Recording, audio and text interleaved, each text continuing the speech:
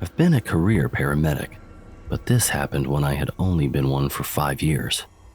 This has never left me to this day, and I kid you not, it happened exactly like this. I was driving home on a rural highway one rainy afternoon. It was really pouring and traffic had slowed to about 50 miles per hour. I was following 2 vehicles, and we rounded a bend in the road. Just then, a small sports car on the opposite side crossed the center line and hit the small SUV that was leading the 3 of us vehicles on my side of the road. I immediately pulled over and called 911. It was a bad one. I got out to check on everyone. There was wailing coming from the SUV on the side of the road, so I went down into the field past the ditch to check on the sports car. There were 2 young guys in the car. The force of the impact had driven the engine to where the front passenger seat should be.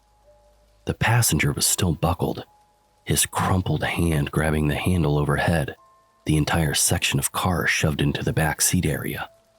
The back of the car had peeled away, as had the passenger's top of the head.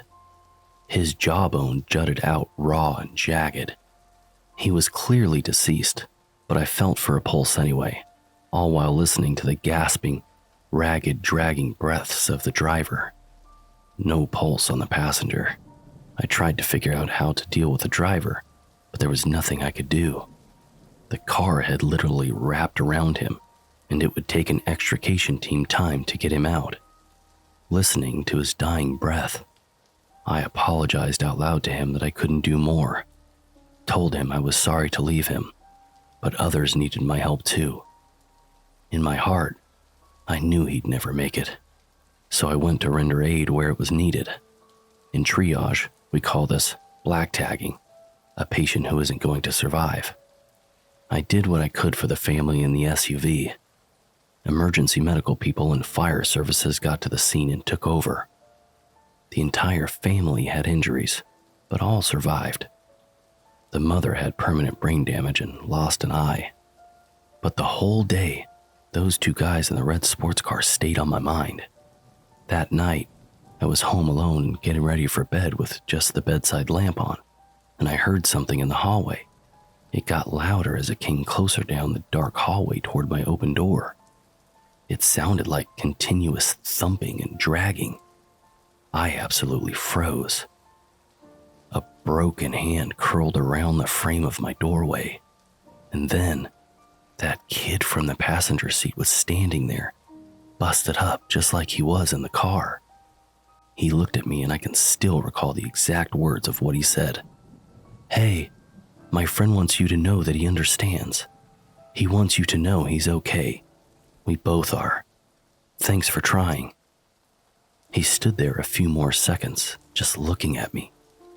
And then he stepped back into the shadows, let go of the door frame, and I listened to him drag back down the hallway into nothing. I turned on every damn light I could.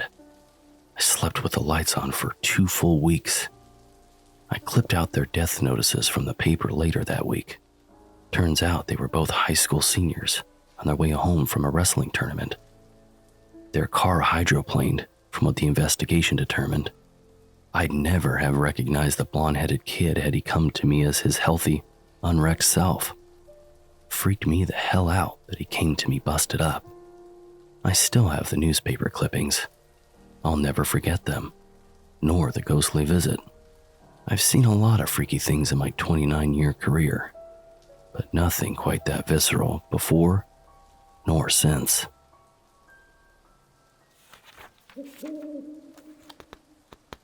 I was in Taiwan one year when I was younger and had traveled to a busy night market. Nearby, I spotted a sign for a net cafe in a 5-6-story tall building. Thinking I'd fire off some quick emails, I walked in the dark, small entrance of the building. The building was older and hasn't been well maintained, but it's not out of the ordinary in Taiwan. The entrance just had a dark hallway that led to a small elevator. I pressed the elevator call button and entered. The elevator was uncharacteristically new compared to the building, but I didn't think much of it. Like some Chinese, Taiwanese buildings, there wasn't a 4th floor. It's considered bad luck since 4 sounds like death. So it just read 1, 2, 3, 5, 6, which was usual. I looked for the floor the net cafe was on the 6th floor and pressed the button. It lurched into action quietly and began the ascent.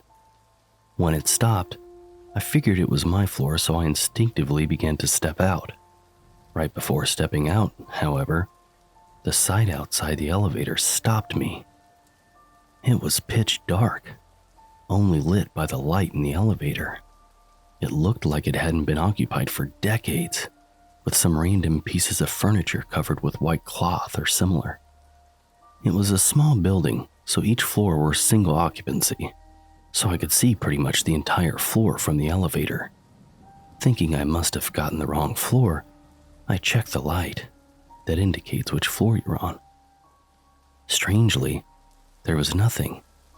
None of the indicators were on, but the floor button to the net cafe was still lit, so I know I haven't gotten there yet.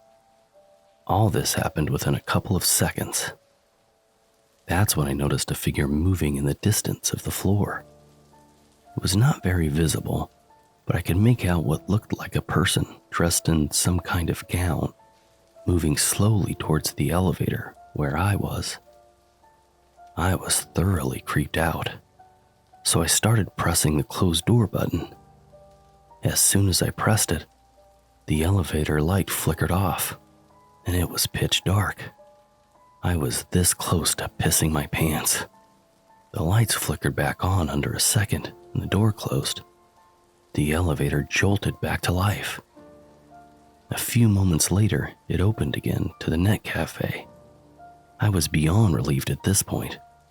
I walked out immediately and sat down at a computer. After gathering my wits a bit, I walked over to the cashier's desk and told them what I saw. Girl working there listened and her face turned a bit ashen, so I asked her if she heard of similar. She told me that she had never experienced it, but some coworkers and occasional customers had brought it up.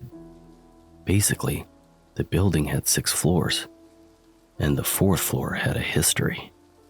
Apparently, the floor used to be a hair salon of sorts, until one of the employees killed herself there for some reason. She slit her wrists over the hair wash station and died. The store continued operations despite stories of weird appearances. When customers got their hair rinsed, the water would look a little red, like the customer was bleeding. Little things like that. And a couple people reported seeing someone's figure walking away in the mirror, but wouldn't see anyone when they turned to check.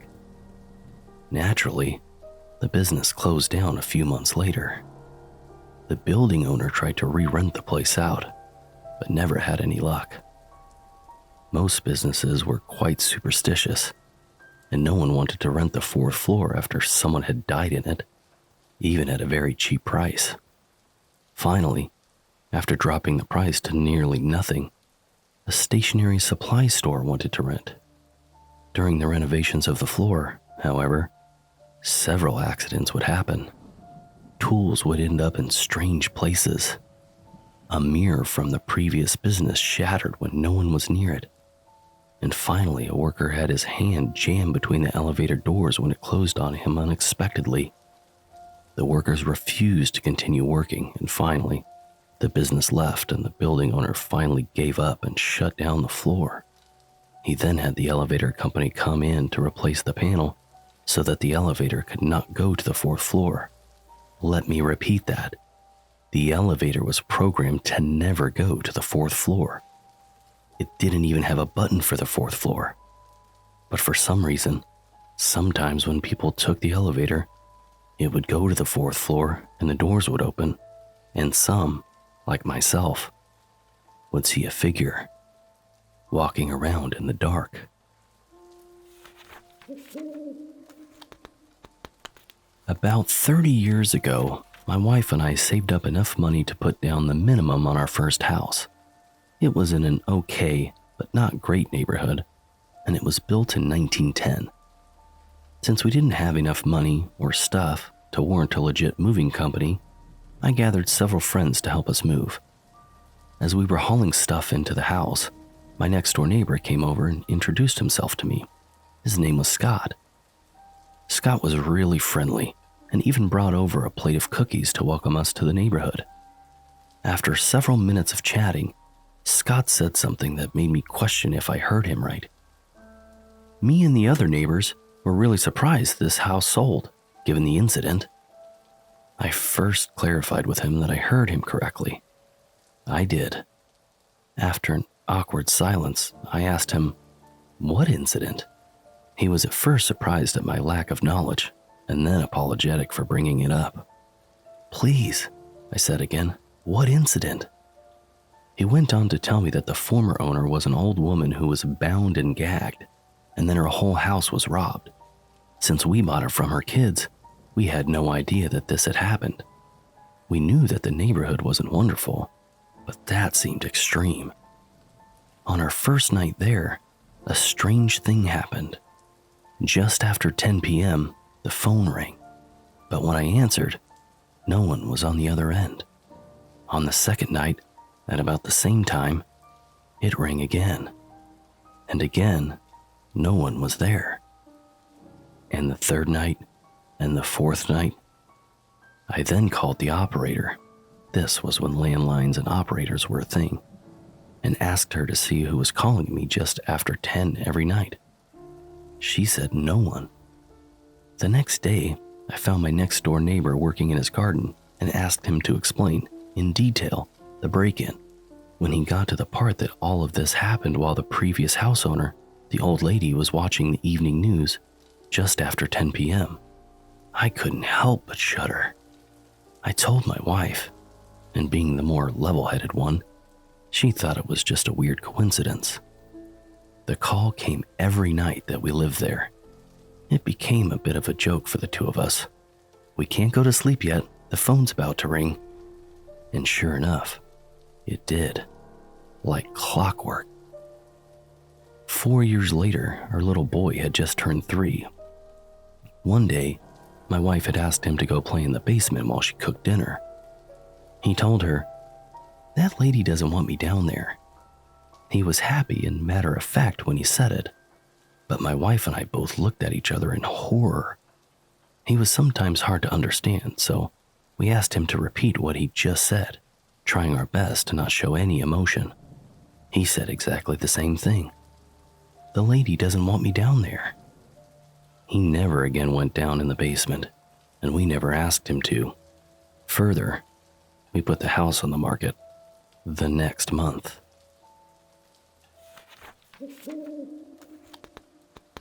When I was 13, I babysat a little girl named Allison, one of the sweetest kids you could think of. I was a regular babysitter for her, so much so that when I couldn't babysit for a few months, she called all her other babysitters by my name. This happened after I came back to be a regular babysitter for her. It was about 10:30 at night. I had already put Allison to bed and had been channel surfing. The house was set up in a way that the front hall was open concept. The living room, dining room, and kitchen were side by side. In between the living room and dining room was an open doorway to the back half of the house. At one end was Allison's room. The other end had her parents', with the bathroom connected to the parents' room. Now, while sitting on the couch, I heard something run down the hall to the bathroom, assuming it was just Allison going to the bathroom.